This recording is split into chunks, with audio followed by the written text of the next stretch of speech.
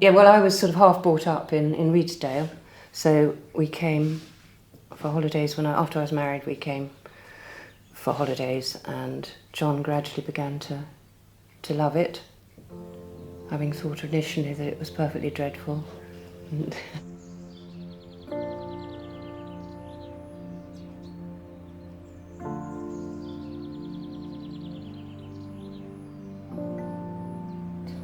Well, I suppose it was early 1980s, after we'd moved here, and John wanted to make pastels for himself to use, because he was an artist and he found that he couldn't find pastels in the shops which he liked the colour or the texture of. So he started making them for himself.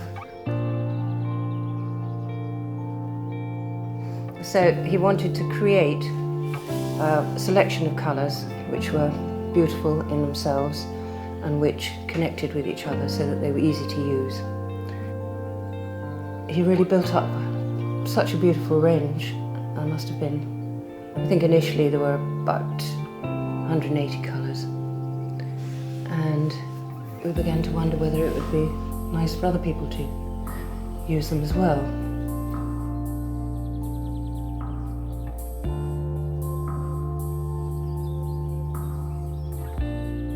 So we hired a van and we took the kitchen table, that one, and the kitchen dresser down to the first Artists and Illustrators exhibition in London. Set up, rather doubting that anybody would be interested, but it went quite well. One or two shops, including the main shop in London, the main pastel distributor in London, took them on. So it was all very difficult to start with because John was making them in the studio. We had to pack them in the attic and carry everything up and down the stairs. The whole house was full of boxes and foam, and it was a bit of a nightmare really to start with. But eventually we got more shops, and then we got a distributor in America as well. And after that it began to be slightly easier.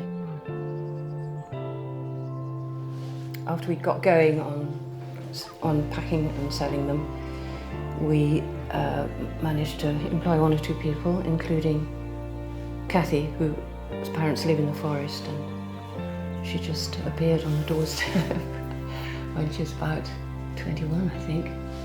So we took Kathy on. She's worked here ever since, and her mother came and worked for us for a bit, and now her daughter Abby works here. So we've had 3 generations of that family.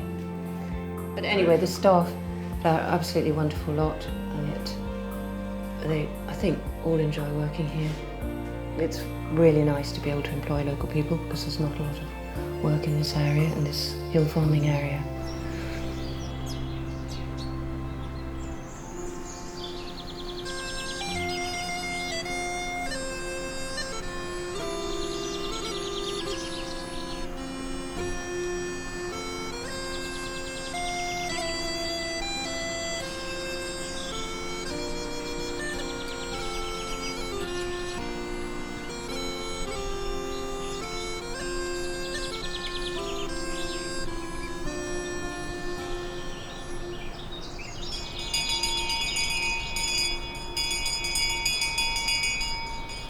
So every day everybody comes into the kitchen for a cup of tea so that we can discuss things, if there's necessary to discuss things, and otherwise just have a chat. So really everybody's friends. It's a wonderfully friendly atmosphere.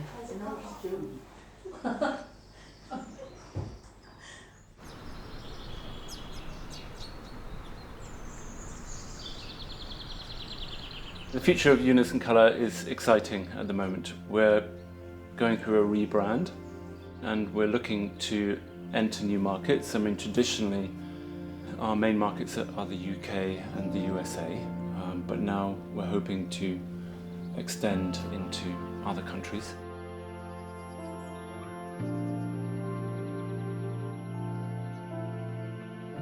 Part of the what we want to do is increase our engagement with artists. We want to work more closely with artists and pastel societies. So we did that recently with an artist called Zaria Foreman. She does these incredible pictures of icebergs, which has a sort of an ecological theme. And so she was after a particular colour in the iceberg, like a sort of deep greeny blue. So she came to us, she was using our pastels anyway, so she came to us to see if we were interested in creating a new colour. And so we were, because we really love her work. So, so that's one sort of example of how we've actually created new colours with an artist. So we'd like to do that more.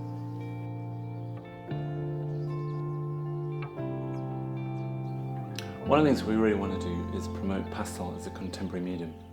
Part of that is sort of working with the UK Pastel Society and their annual exhibition in London, where they have an exhibition of not only current pastel artists, but also up-and-coming artists.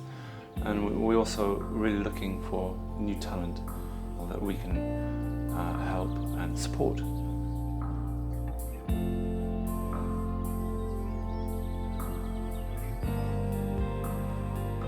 One of the things I love about this business is the small team that we have and the sort of unique bespoke business that it is. You know, it's a craft business, and working here in the Northumberland National Park couldn't be better.